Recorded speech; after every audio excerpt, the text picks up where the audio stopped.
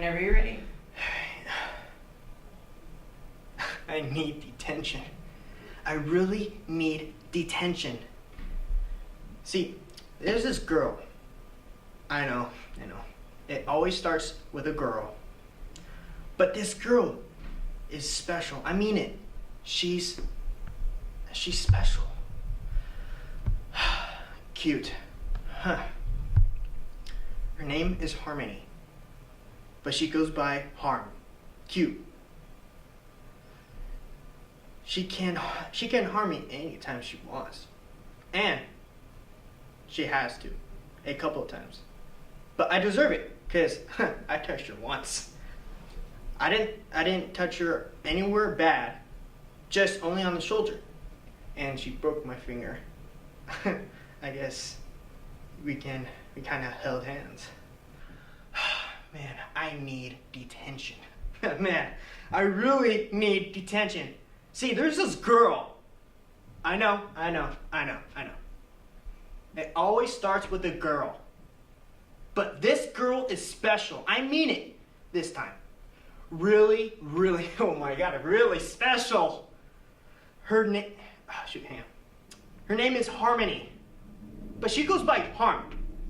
Cute, huh? She can harm me anytime she wants. And she has to. Okay, can I start from the beginning?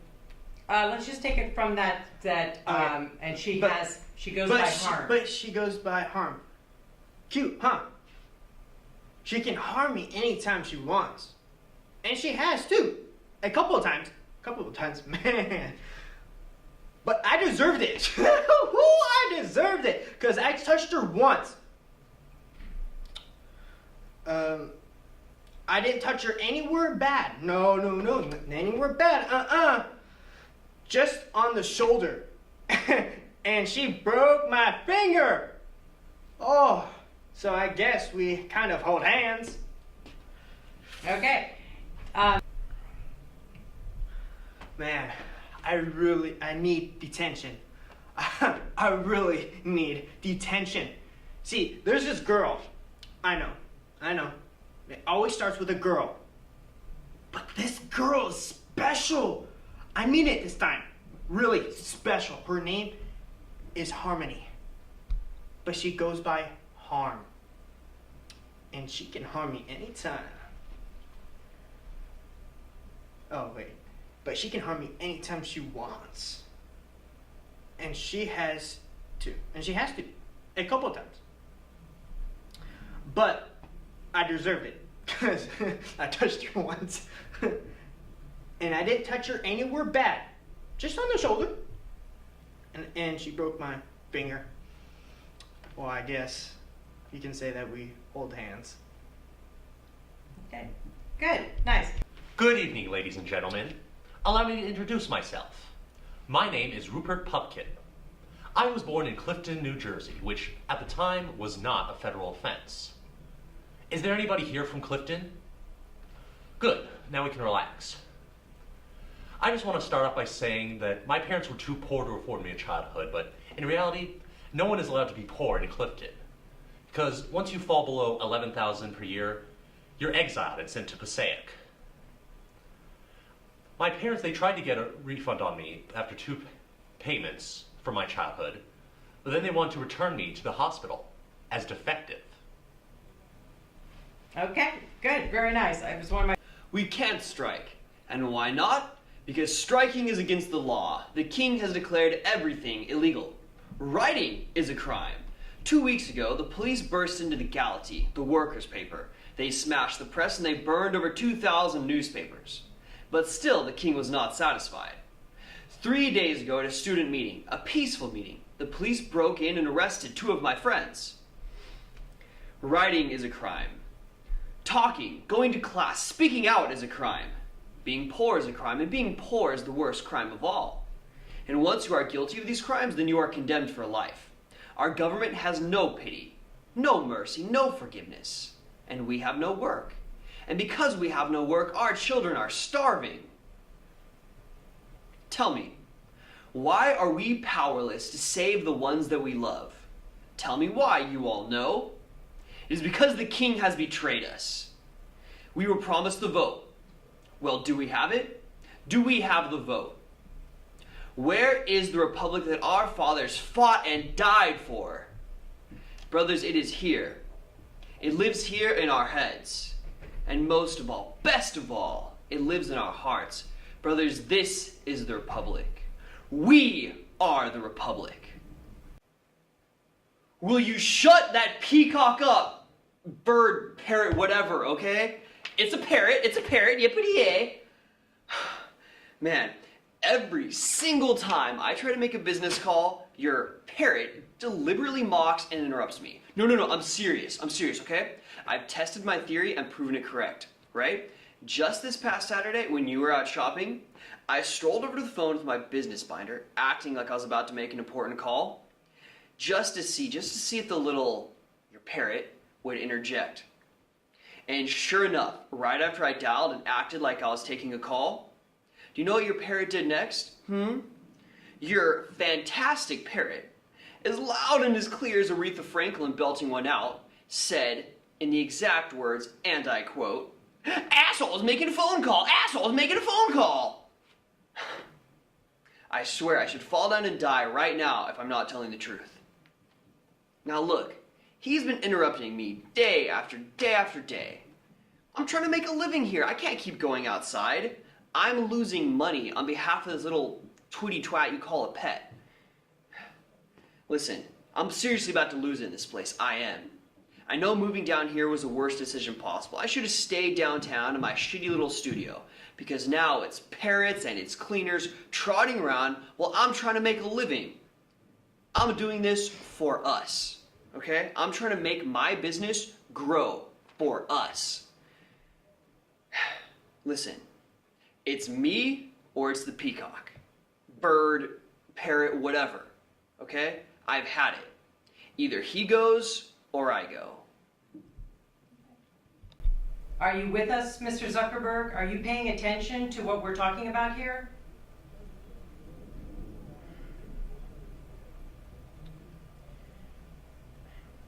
I had to swear an oath before we began this deposition, and I don't want to perjure myself, so I have a legal obligation to say no. I don't think you deserve my attention. I think if your clients want to sit on my shoulders and call themselves tall, they have a right to give it a try. But there's no requirement that I enjoy sitting here listening to people lie. You have part of my attention. You have the minimum amount. The rest of my attention is back at the offices of Facebook, where my colleagues and I are doing things that no one in this room, including and especially your clients, are intellectually or creatively capable of doing. Now, did I adequately answer your condescending question? And action. Want to know where we are? It's my dad's church. He was an honest man and way too nice. He's the kind of guy who'd read the papers and start tearing up because he couldn't figure how to make things better. He thought religion hadn't adapted enough. He wanted something new, something that made sense in today's world. So one day he started preaching stuff to a congregation that wasn't in the Bible. People got upset, stopped coming to his sermons. The church kicked him out. After that, well, nobody cared about what he had to say. Go figure, right? I mean, from the outside, I bet he looked like he was trying to start a cult. Didn't matter what he said was right or even if it made any sense. Everyone treated him like he was a psycho. It got so bad for my family. There were lots of times we didn't have any food. I couldn't understand it. My dad wasn't doing anything or saying anything wrong. It's just different than what people from here were used to hearing is all. If people would have just calmed down and gave him 5 minutes and really listened to what he had to say, they would have seen that he was right. Yeah, but in the end, nobody did. I got mad, like really pissed off. I hated that no one gave my dad a chance and tried to understand what he was talking about. Then Cubase showed up and I made my wish. I wanted everyone to listen to my dad and take the stuff he was saying seriously. The next morning, they came back. The church was packed with so many people. every day there was more and more people coming to hear my dad preach. And me, I started doing the magical girl thing. I figured no matter how awesome my dad's sermons were, we weren't going to take care of the witches anytime soon. So it was my job. So like an idiot, I threw myself at hunting witches full time. We were going to save the world together. Him doing it out in the open and me in the shadows. And one day, my dad found out about what was really going on. Man, I'll never forget it. And he realized everyone was there not because of what he was preaching, but because of my magic. He totally lost it. And then he called me, his own daughter, an evil witch who corrupted his flock. It's hilarious, isn't it? I'm the one who every night's hunting real witches, and he calls me a witch. After that, my dad had a mental breakdown. He got really depressed. He was drinking a lot, and then he went crazy. He killed my family, and then he committed suicide, leaving me behind, alone. The thing I wished for destroyed my whole family. I brought all this suffering down on my family because I made a wish for my dad without knowing what he really wanted. So, right then and there, I promised myself I'd never use magic to help anyone else ever again. The power is mine, and I'll use it for me and me alone. Miracles aren't free, you know? If you wish for something good to happen, a lot of bad stuff's gotta happen too. I guess that's how the world stays in balance. Good, bad, everything zeroes out. Okay. They hurt surfing because they give nothing back. They have no respect for the sea. They just want to get radical. It's mindless aggression. They'll never get it. The spiritual side of it. So I was up the beach, I saw it going down. You didn't even hesitate. They never backed you up an inch. That's rare in this world. It's not tragic to die doing what you love. You want the ultimate thrill, you gotta be able to pay the ultimate price. Football's a man-made game. You keep the score with numbers. But in this, there's no field, no rules, no opponent. Just you and the wave. I've watched you once or twice. You surf like it's some kind of street fight. You jerk along from moment to moment, fighting everything that comes to you, always trying to win. The only way to win out here is to surrender. You have to feel what the wave is doing, accept its energy, get it in sync. Just feel it all moving in the blackness. You don't need to see. I like that a lot more. That's much. And action. I'm the real Taylor Hillbridge, and I don't know why everybody hates me so much. Or maybe I do, because now I hate me too.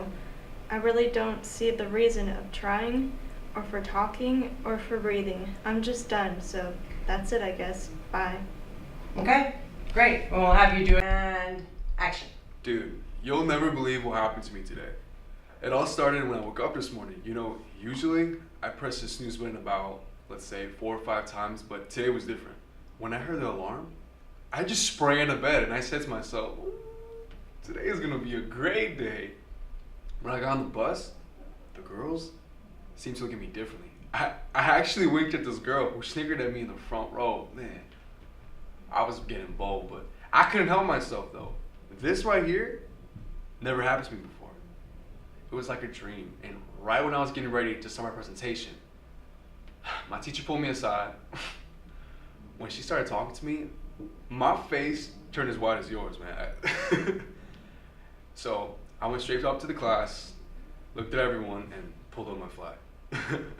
So that's the Okay, yeah. good.